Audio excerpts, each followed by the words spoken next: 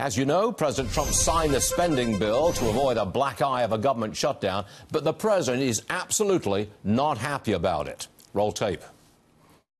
There are a lot of things that I'm unhappy about in this bill. There are a lot of things that we shouldn't have had in this bill, but we were, in a sense, forced. If we want to build our military, we were forced to have. There are some things that we should have in the bill. But I say to Congress, I will never sign another bill like this again. I'm not going to do it again. All right. He's not going to do it again. Congressman Louie Gohmert with us now, Republican, Texas. He did not vote for this bill. That's Louie Gohmert. You didn't vote for the bill. Let me get straight at it, shall I? Do you think it's time for Mitch McConnell and or Paul Ryan to go?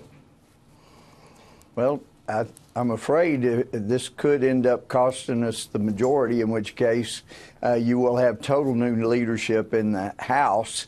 I don't know. The Senate likes to hang on to their bad leadership no matter what happens, but it would probably mean new leadership there. But you got to remember, Stuart, when you've got McConnell, Cornyn, Schumer in the room from the Senate, if you got Ryan, you got Pelosi. I'm not sure about Steny Hoyer. I don't think he's for a wall, but there's and apparently the president's own lead shop. They must not be anybody in the room that wants a wall, that wants to crack down on illegal immigration, that wants to do the things that got the president elected, that kept our majorities for us. I mean, you got to remember, even within a month of the election in 2016, we were being urged by our leadership to run from Trump.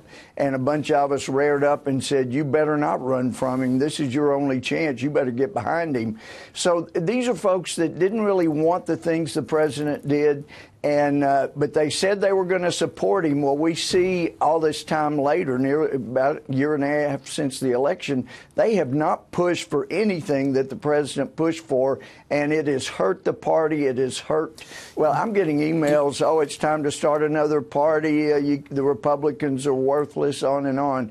We've got a little time. But when the president says he won't sign another bill like this may be the last big spending bill before the next election, because the year ends September 30th. You can't do anything about this one, can you? I mean, Treasury Secretary Mnuchin is talking about vetoing parts of it, like a line-item veto. That's not going to happen. Right. You can't do anything about this. We tried to do that. The Supreme Court struck down what was tried before. So that is tough. I think it's a good idea. But and that gives the president more leverage when he's talking with the legislative leaders. But, you know, this fiscal year ends September 30th. Right. We're working on next year's fiscal spending bill. And I have a feeling that if they do what they've done in the past, I don't have a feeling, it's going to be another CR, another omnibus, get us past November. And if that happens, then I think we're in big trouble. We have got to force the Senate to pass appropriations bills. Do a budget, pass 12 appropriations bills. They haven't done it in years. Over and over, the House passes 12 appropriation bills. We have a budget.